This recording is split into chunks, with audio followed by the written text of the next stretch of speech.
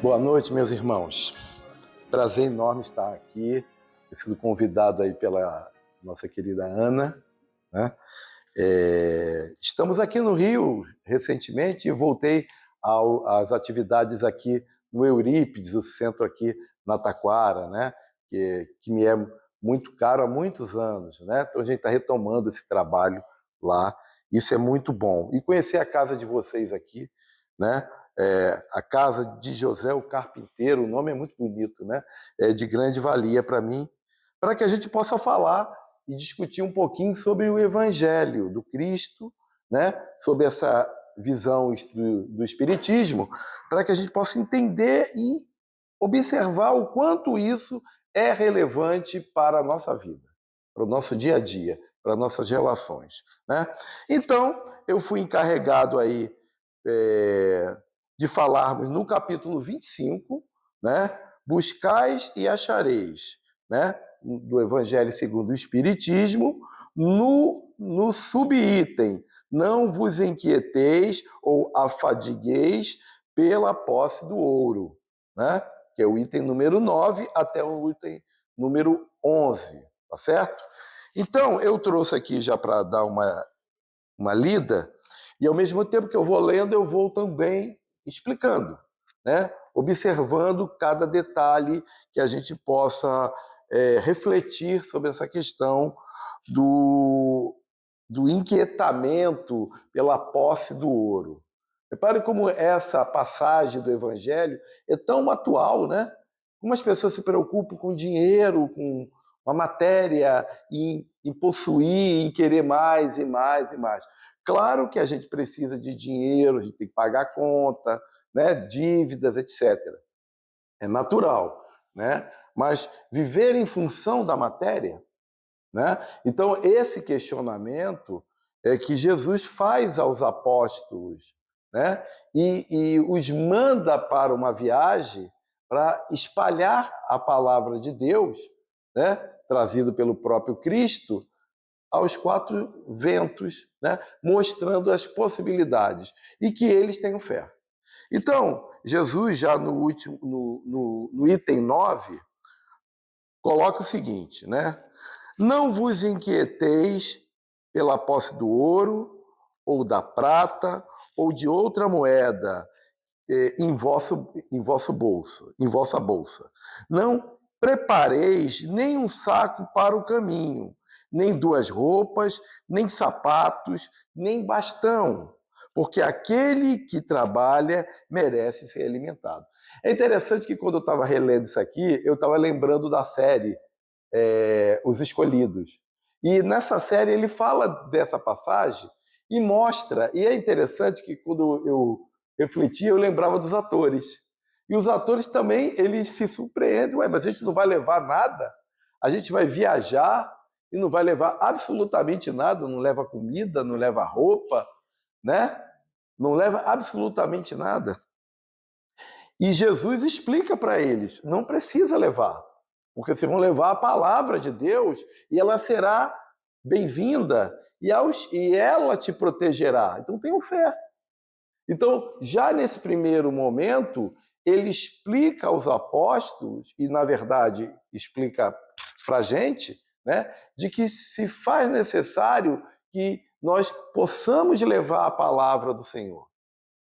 Possamos levar de corpo aberto, sem necessariamente termos uma estrutura para levar isso. Claro que naquela época, né, os viajantes eram poucos, né? Claro que naquela época era costume dos judeus abrigar as pessoas que viajavam, né? Era normal. Hoje não seria assim, as pessoas têm medo, né? Como é que eu vou botar pessoa que eu não conheço dentro de casa, né? E essa pessoa que vai viajar tem que levar o mínimo de condições materiais para poder se manter, até porque não sabe se será bem-vinda, ou se encontrará algum abrigo, ou se será rechaçada ou roubada, ou qualquer coisa, né? Mas naquele tempo era costume se abrigar as pessoas desconhecidas, né? E alimentá-las e acolhê-las da melhor maneira possível, né? Então Jesus fala assim, vocês serão acolhidos, não só porque é um costume, mas é porque vocês levam a palavra de Deus e ela será reconhecida, né? Então, no item 9, ele já esclarece isso aos apóstolos e, mesmo assim, eles ficam preocupados. Eu me lembro da cara dos atores que faziam os apóstolos, ficavam meio preocupados, e é interessante que ele coloca que duplas para poder levar a palavra. Vai você, Lucas, vai com Mateus, fulano vai com ciclano, né? Para levar a palavra em dupla, né? Para um apoiar o outro, né? E lá eles se vão pelas estradas da Judéia, né? Para levar a palavra do Cristo, né? Então, nesse primeiro momento, a gente pode interpretar que essa inquietação, esse medo, né, é muito comum conosco. Não porque vamos levar a palavra do Senhor, a maioria não tem essa preocupação, né, infelizmente, mas porque a gente fica pensando, o que pode acontecer com a gente? Eu vou ficar desprevenido, né? E se eu ficar numa situação à deriva, como é que eu faço? Será que alguém vai me ajudar? Será que alguém vai me roubar, vai acabar comigo? Então, esse medo hoje é muito presente, porque vivemos hoje numa sociedade muito egoísta, né? Onde as pessoas têm milhões de amigos nas redes sociais, mas não têm amigos pessoais, de carne e osso, de um convívio fraterno, infelizmente. Então, esse medo é muito comum. Então, mesmo com esse medo da atualidade, faz-se necessário entendermos que levar a palavra é mais relevante. E essa palavra, apesar dos percalços que iremos passar e vamos passar, né, ela será de bom grado, porque é a boa nova.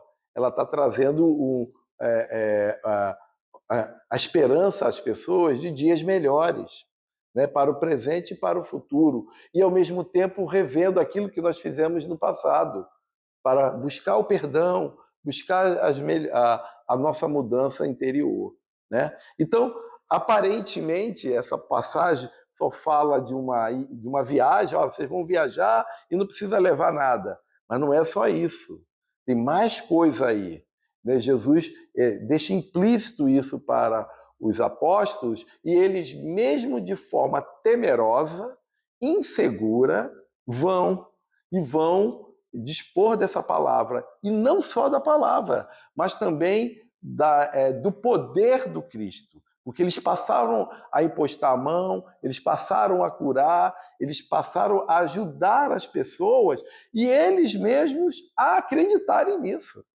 É interessante porque eles não confiavam que eles eram capazes de fazê-lo. Ele falou, vocês podem fazer, né? Vocês também são filhos de Deus, né? E essa prática se faz presente e se faz comum em todos os apóstolos. Passam por dificuldades, né? Não tenha dúvidas, são enxotados de algumas cidades, de alguns locais, mas vão levando a palavra da melhor maneira possível e se saem bem, né? Então, no item 9, a princípio, é esse movimento, né? No item 10, ele continua. Em qualquer cidade ou em qualquer vila que entrardes, informai-vos de quem é digno de vos alojar e permanecei com ele até que vos fordes. Entretanto, na casa saudai-a dizendo que a paz esteja nessa casa. Se essa casa for dela digna, vossa paz virá sobre ela. Se ela não for digna, vossa paz retornará a vós. Então, Cristo tenta mostrar aos apóstolos que, quando chegar nas cidades, nos vilarejos, procure quem são as pessoas que podem me acolher, quem são as pessoas dignas, né? Essas pessoas dignas vão me acolher de forma muito positiva, vão me dar abrigo, vão me dar alimento, vão me dar proteção. Ah, tem uma outra coisa que eu tinha esquecido no item anterior. O fato de não levar nada também facilitava também de não perderem nada. Eu nada levo, né? Vão roubar o quê? Né? Só se roubar a minha vida, né? Mas fora isso, não vamos roubar, não vai dar margem para interesseiros, pessoas que por algum motivo podem ficar atentas ao que você tem e quererem subtrair qualquer bem material que você tenha. Né? Também tem essa questão que se passa aí no item 9. Então, voltando ao item 10. Então, eu vou buscar as casas que podem me acolher, porque eu sei que lá serei bem recebido, por pessoas dignas. A casa, como lhe diz, entrando na casa saudável e dizendo que a paz esteja nessa casa. Se ela for digna, vossa paz virá sobre ela. Ou seja, a paz que eu estou lhe dando permanecerá entre aqueles que são dignos. Mas e aqueles que não são dignos, não terão paz? Terão também, porque a palavra de Deus é para todo mundo. Mas, nesse primeiro momento, se faz necessário eu ser acolhido, para que eu possa, a partir daquele acolhimento inicial, levar essa palavra para outras pessoas. Imagine vocês se vocês não tivessem esse espaço maravilhoso que você tem aqui, de acolhimento. Né? Seria mais difícil de poder refletir, discutir, trabalhar a palavra de Deus aqui dentro, porque não tem um lugar para acolher. Então, esse lugar de acolhimento, de paz, de luz, se faz necessário para que possa se iniciar o trabalho. E aí, esse trabalho se multiplicará entre as pessoas não muito acolhedoras, que acabam tendo conhecimento daquilo que está sendo discutido, falado, trabalhado naquele ambiente, naquela casa espírita ou qualquer outro templo religioso. Né? Então, isso se multiplica. A gente estava falando ali agora, né? Se multiplica pela internet, a gente acaba sendo conhecido por outras pessoas que a gente não conhece. Então, essa multiplicação, ela vai se dar. A internet hoje faz isso é muito bom. Isso é uma coisa boa da internet. Tem coisa que não presta, né? Mas tem coisa muito boa. Mas a casa física em si, ela é um parâmetro importante para dar base ao início desse trabalho, como se faz no centro espírita e como se faz em outras religiões também. Né? É importante ter esse acolhimento, né? Isso nos dá segurança. Nós nos sentimos seguros aqui dentro. Né? Então, isso é muito bom. Né? Então, continuando, né? Se não for digna, não terá paz, a paz volta para mim. Né? E ele continua no item 10. Quando alguém não quiser vos receber, nem escutar vossas palavras, sacudi em saindo dessa casa ou dessa cidade, o pó dos vossos pés. Isso aqui é interessante, né? Porque era um costume dos judeus fazerem isso para não trazerem energias negativas, maléficas, digamos assim, para dentro do novo ambiente que eu vou trazer. Então, eu vou chegar em casa, eu não vou entrar com um sapato cheio de poeira, cheio de detrito, não, ele fica na porta. Né? Fica na entrada, na soleira ali. Né? Ele não entra com aquilo. Esse hábito, outros grupos sociais têm, os orientais fazem isso. Né? Não entra com os detritos, não trazem a poeira de fora, que tem esse simbolismo de não trazer o mal, não deixar aquilo que está contaminado, que está sujo, ou que tem energias negativas naquele processo. Né? Então, se por um acaso alguém não quiser ouvir a sua palavra, não tem problema. Sacode a poeira e, como diz a música, dá a volta por cima. Né? Continue em frente. Vá em frente, que vai aparecer sempre alguém que vai lhe acolher. Sempre alguém que vai dar ouvido àquilo. E, geralmente, aqueles que mais precisam. Porque a espiritualidade, ela coloque as pessoas no lugar certo, no momento certo, para aquelas pessoas que precisam ouvir. Aqui hoje tem pouca gente. Depende do ponto de vista, né? Porque deve ter muitas pessoas aqui desencarnadas e que talvez precisem ouvir essa palavra hoje, né? E até o palestrante talvez precise ouvir a palavra também, né? Então, o processo é de refletir sobre aquilo. Se não quiser ouvir, paciência. Saia, tire o pó e vá embora, né? Então, é interessante. E ele diz mais, né? O pó, quando alguém não quiser vos receber, nem escutar vossa palavra, sacudir em saída da casa ou dessa cidade, o pó de vossos pés. Eu vos digo em verdade, no dia do julgamento, Sodoma e Gomorra serão tratadas menos rigorosamente do que essa cidade. São Mateus, capítulo 10, versículo de 9 a 15.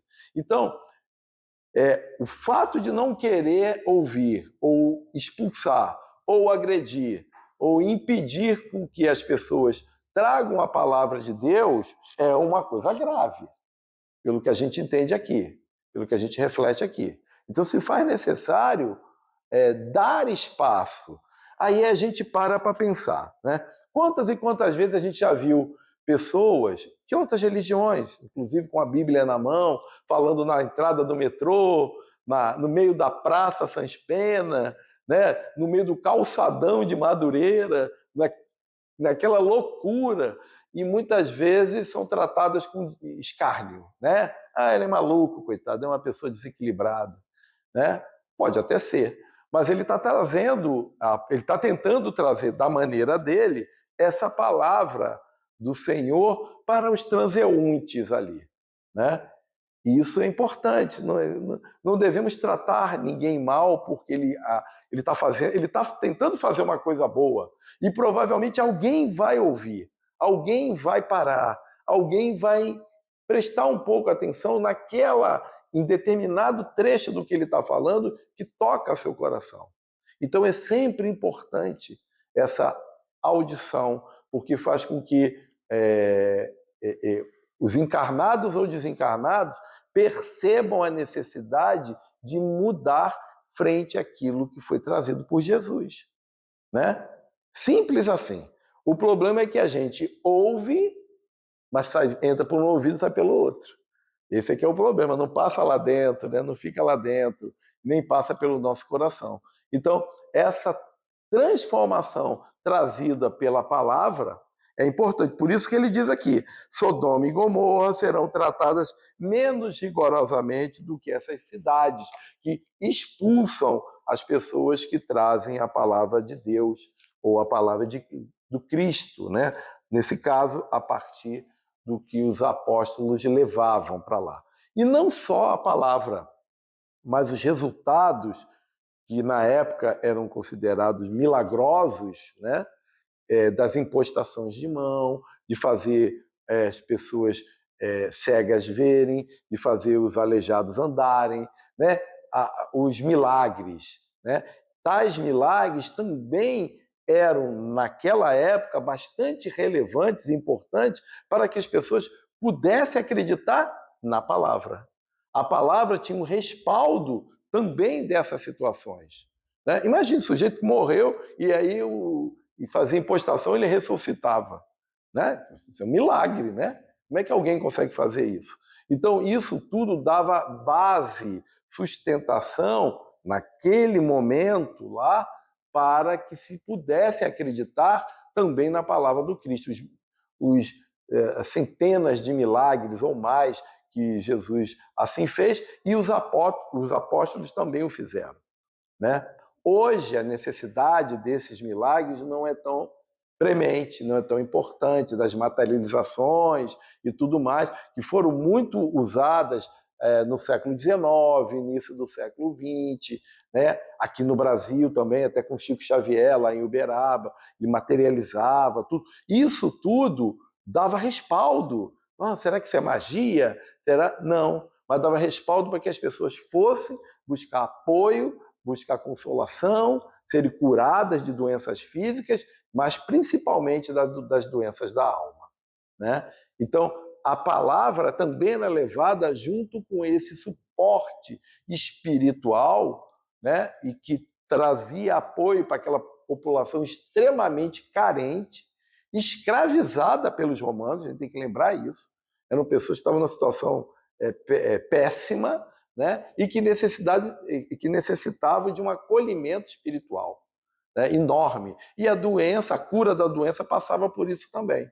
Uma coisa levava a outra, né? Não tenha dúvida, é de uma importância muito grande, né? Continuando no item 11, né? Jesus assim coloca, né, no Evangelho. Essas palavras que Jesus... Aqui já são os espíritos analisando, né? Essas palavras que Jesus dirigiu aos bons apóstolos, quando os enviara pela primeira vez para anunciar a boa nova, não tinham nada de estranhas naquela época. Estavam de acordo com os costumes patriarcais do Oriente, onde o viajante era sempre recebido sob a tenda. Mas então, os viajantes eram raros. Entre os povos modernos, o aumento da circulação levou a criar novos costumes.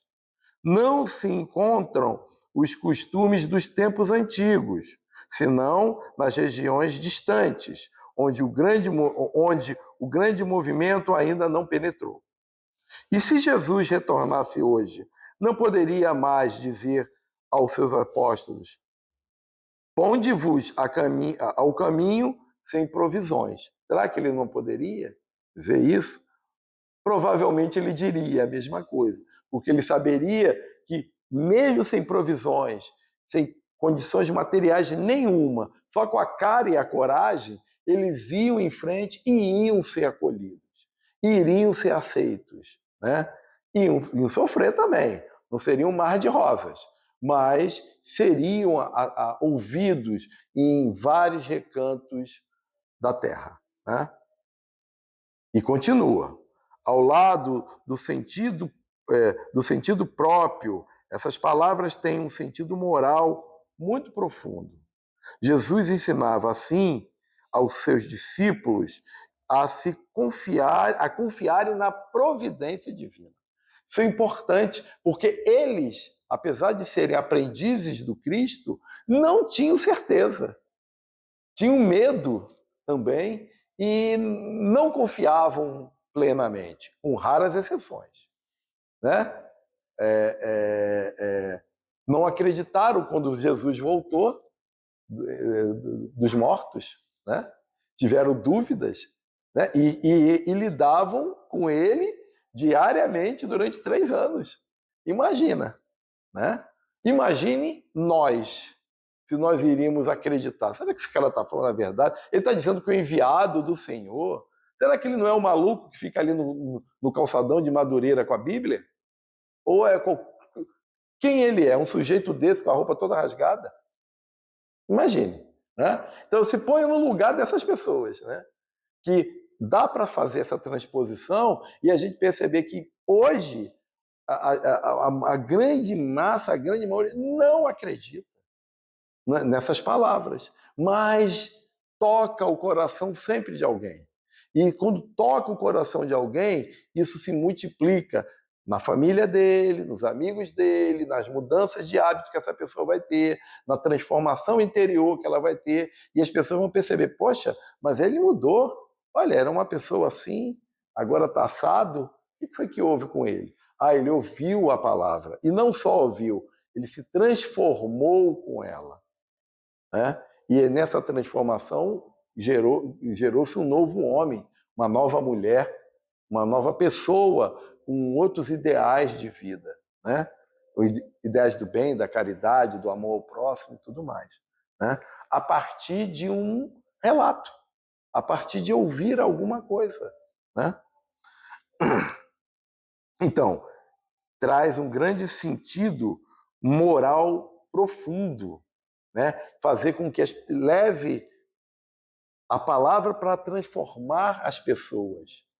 Né? E como eu falei aqui no início, também transformou os apóstolos, porque eles não acreditavam 100%, eles tinham dúvidas, eles tinham medo. Então, quando eles viram que eles curavam, que aquilo que eles falavam tinham resultados práticos, eu falei, caramba, ele está com razão, o mestre está com razão. Nós temos o poder que ele tem, né? E é um poder enorme. Né?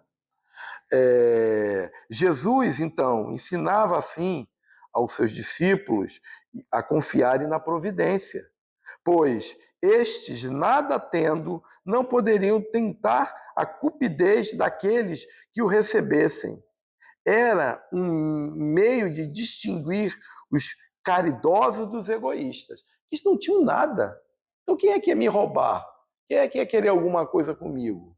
Aqueles que queriam alguma coisa comigo queriam ouvir o que eu tenho a dizer. Queriam cura. Cura material, física e cura espiritual, cura da alma.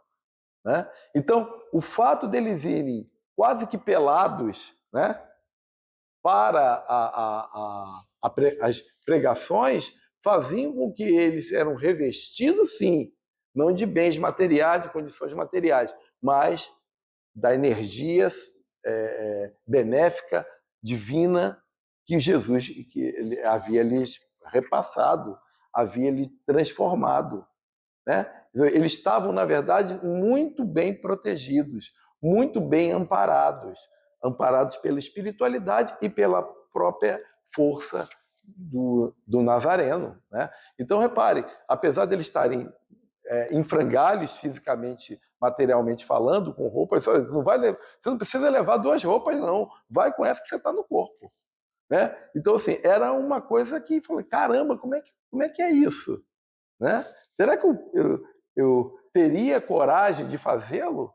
Então, aí a gente vê também, caros amigos, o quanto esses apóstolos já tinham uma espiritualidade mais elevada, porque eles eram pessoas ignorantes, pessoas do povo, eram pescadores, eram trabalhadores braçais, e eles acreditaram. E, mesmo com medo, foram. Né? Será que a maioria iria? Com certeza não. Né? Então, se faz necessário nós refletirmos sobre nós, a nossa atitude, se nós realmente aceitamos essa palavra do Cristo. Eles aceitaram, né? Mesmo em condições muito adversas. Lembre-se, estava sob o subjugo de Roma, que era extremamente agressivo, perverso, cruel com os judeus. Né? E mesmo assim os caras foram lá. Né? Vamos em frente, vamos enfrentar as feras. Né? E aí Jesus ainda continua, né? Informai-vos de quem é digno de vos alojar. Quer dizer, quem é bastante humano para abrigar o viajante que não tem como o que pagar. Porque estes são dignos de ouvirem a vossa palavra. Pela sua caridade vos os reconhecereis. Aqueles que serão caridosos em recebê-los em sua casa, mesmo em condições adversas, uma pessoa desconhecida, com a roupa maltrapilha, que não tem onde cair morto, e eu recebo dentro de casa, e essa pessoa, vou ouvir o que essa pessoa tem a me dizer, não é qualquer um também, não. Né? Então, assim, essas são dignas de ouvir a palavra de Deus. Ah, mas os outros não são? São também. Mas eu tenho que primeiro formatar a minha base naqueles que têm a condição ética e moral de transformação.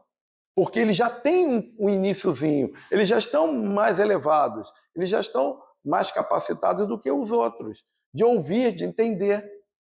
Né? Por que naquela época o espiritismo não estava presente? Porque a grande massa da população humana não era capaz de entender. Mas entendia Jesus através das parábolas. E os apóstolos mais ainda, porque eram pessoas que já tinham uma evolução espiritual melhor. E aqueles que o recebiam também o tinham. Eram pessoas que queriam mudança, queriam transformação. E não queriam pela espada, mas pela palavra. né? Então, o processo vai se dando paulatinamente, como formiguinha ali, né? E a coisa foi ganhando um vulto. E mesmo depois da morte do Cristo, da sua ascensão, mesmo assim, o processo continuou, né? Foi se multiplicando e tomou conta do Império Romano. O Império Romano não conseguiu, se subjugou ao cristianismo, né? Então, é um processo de mudança mesmo, e que começa em querer ouvir. Querer ouvir significa querer mudar, querer refletir de coração aberto, sem criticar, quando eu digo criticar, críticas no sentido negativo, né? Ele começa a falar, eu jogo logo uma pedra nele, não é isso. Mas questionar, por que é isso? Por que é aquilo? E aí trazer a boa nova, trazer novas possibilidades de desenvolvimento humano que não são apenas materiais, mas são também emocionais e espirituais. Então, esse processo foi iniciado. E o Cristo deixa bem claro para os apóstolos que eles iam passar essas dificuldades todas, mas que eles deveriam ir em frente, né? Continuando aqui, informai-vos, eu vou repetir, informai-vos de quem é digno de vos alojar, quer dizer, quem é bastante humano para abrigar o viajante, e que não tem como pagar, porque estes são dignos de ouvirem a vossa palavra, pela sua caridade vos os reconhecereis, né? Então eu vou chegar primeiro em cima dos caridosos, mas não significa que os egoístas também não irão ouvir. Vai chegar lá a palavra também, mais adiante, né? Quanto àqueles que não quisessem nem recebê-los, nem escutá-los, aqui eu estava falando dos egoístas, disse aos seus apóstolos para os maldizerem, se importarem, se imporem a eles, usar de violência e de constrangimento para convertê-los? Não, mas para irem pura e simplesmente para outro lugar. Se não querem ouvir, paciência. Eu não vou ficar impondo a palavra. Isso é outra coisa importante. Não adianta eu querer impor o meu pensamento a todo mundo. Entendeu? Não adianta. Eu vou tentar levar da melhor maneira possível, adaptar as situações, mas não impor aquilo. Se ele não quer ouvir, paciência, né? Então, vamos levar para quem quer ouvir. E essa audição, ela vai se multiplicar até chegar nos ouvidos daqueles que não querem ouvir, porque é inexorável. Vai acontecer, não tem jeito. Aquilo vai caminhar como uma onda que não para, como um tsunami, vai arrastando tudo. Não tem jeito, né? Então, mesmo que eu não ouça hoje, eu ouvirei amanhã. Se eu não ouvir nessa encarnação, eu vou ouvir em outras.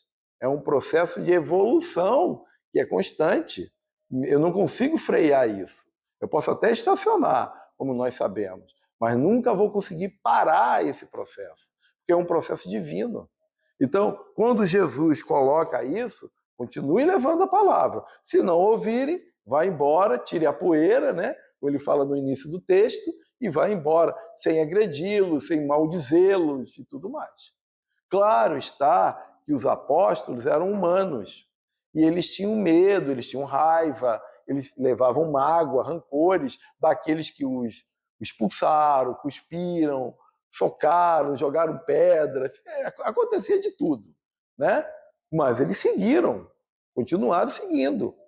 Às vezes eram presos, né? Então, tinha esses percalços que eram terríveis, que nós temos que saber que isso existirá, né? É muito comum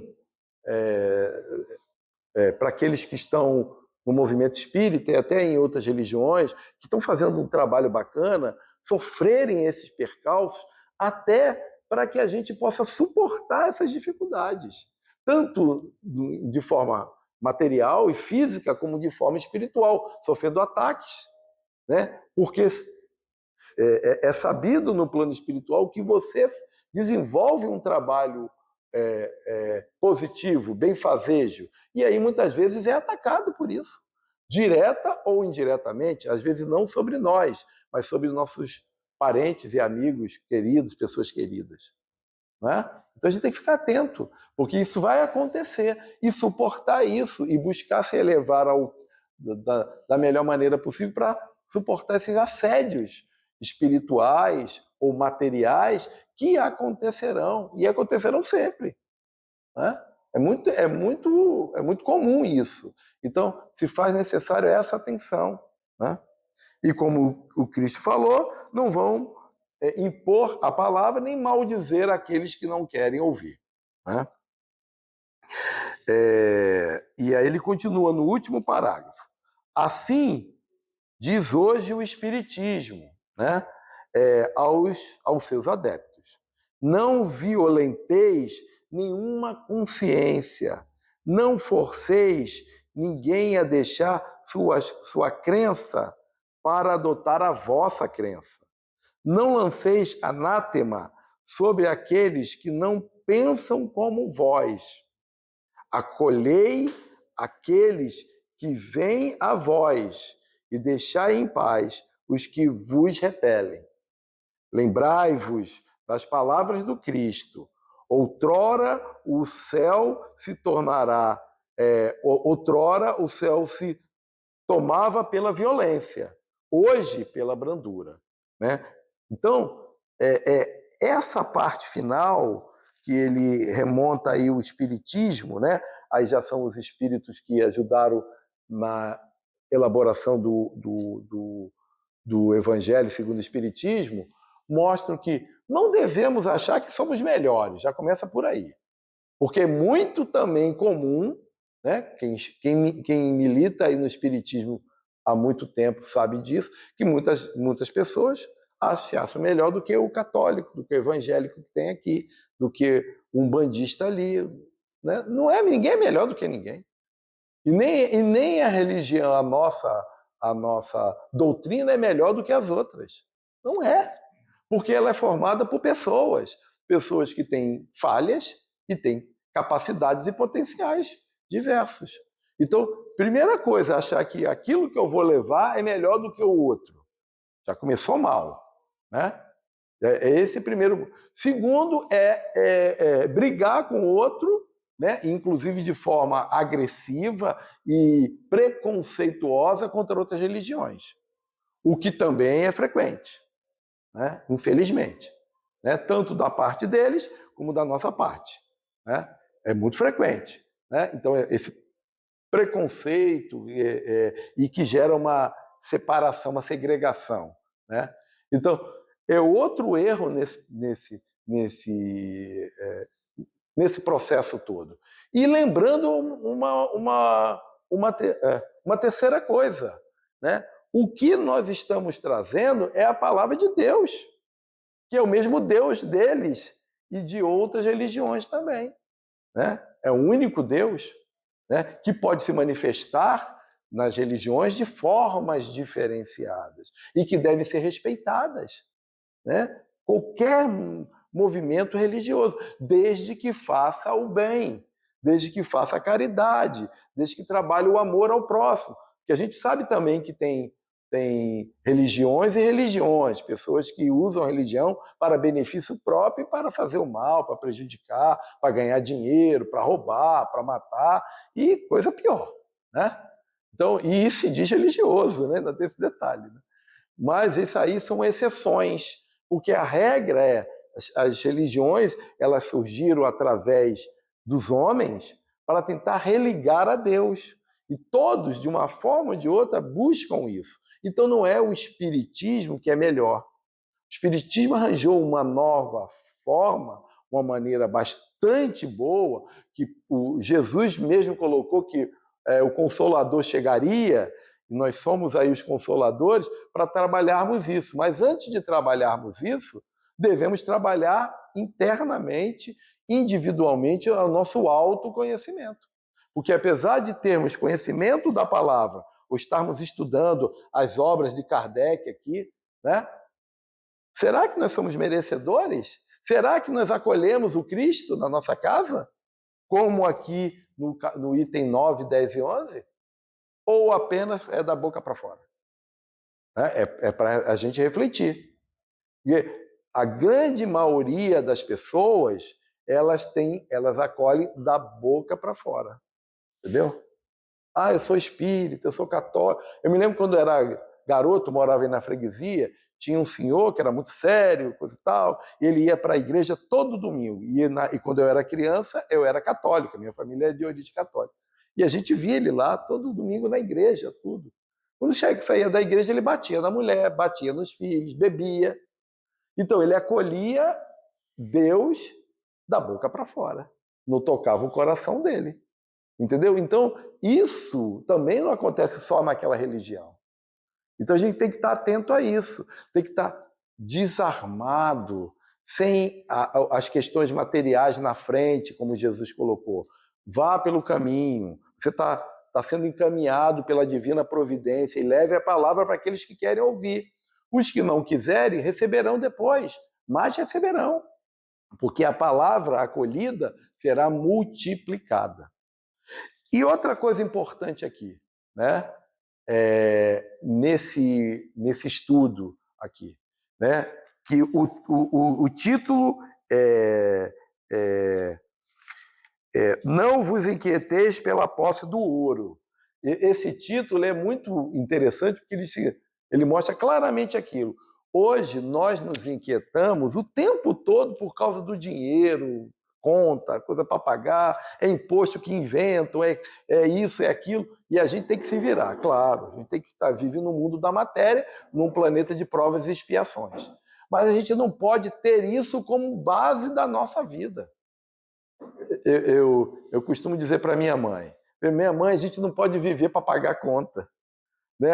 A gente tem que pagar conta, não tem jeito, mas a gente não pode viver para isso. A gente tem que fazer algo mais, né? Para que a gente possa sentir a valorização do próprio indivíduo em fazer algo para outras pessoas, para ajudar, para melhorar, para usufruir, para ter momentos de fato, momentos felizes. E esses verdadeiros momentos felizes não são momentos pagos, não são momentos caros, não são momentos baseados no ouro ou na prata, mas são momentos humanos, afetivos, com filhos, com netos, com marido, com esposa, né? São momentos de amor, de carinho, né? E isso sim, que são momentos que a gente vai se sentir realmente valorizado em termos humanos, porque a gente vai fazer uma pessoa feliz. Quanto mais eu fizer uma pessoa feliz, mais eu estarei feliz. A ótica franciscana, né? Dando e se recebe. Então, é esse processo. Né? Então, de forma indireta, digamos assim, o Cristo falava para os apóstolos, leve a palavra, vai dar tudo certo, vocês vão se dar bem, vão sofrer, vão tomar pedrada, vai dormir na rua, vai dormir no meio do mato, mas vocês vão chegar lá. E é isso que é importante, vocês tentaram, né? E vocês terão o mesmo poder que eu tenho, porque vocês são filhos de Deus também. Entendamos que nós temos esse mesmo poder, né, de transformação. Né? Ainda não curamos ninguém, né? Mas temos o mesmo poder de transformação. E esse poder ele está dentro de nós. Não está fora, não está no ouro nem na prata. Então, minha gente, terminando aí a nossa fala, né? O Evangelho é rico de exemplos, né? E nessa curtíssima passagem aqui, mostra-se claramente o quão foi importante mostrar isso para os apóstolos e reverberar para nós hoje aqui, para que a gente entenda, vamos levar a palavra de alguma forma, com carinho, com uma caridade, com apoio, com um sorriso, com um abraço, com a leitura, com uma palestra, qualquer coisa que leve o amor do Cristo para as outras pessoas. encarnadas ou desencarnadas, porque todos nós precisamos disso em algum momento, né? Se não em todos os momentos, né? Então, se faz necessário a gente refletir e continuar na nossa jornada de dentro do espiritismo, tentando desenvolver essa condição que Jesus bem colocou, de consoladores dessa nova era, desse processo de transição que nós estamos passando aí, e a gente percebe tanta revolta, tantos maremotos morais que acontecem aí o tempo todo, o que já é um indício forte dessas transformações daqueles que vão ficar aqui e daqueles que irão embora daqui. Tá bom? E aí a gente para pensar, nós vamos ficar ou nós vamos embora? Para onde nós vamos, né? Então vamos tentar fazer o bem, sermos melhor para estarmos num mundo de regeneração. Tá bom? Muito obrigado aí a todos, viu? Obrigado.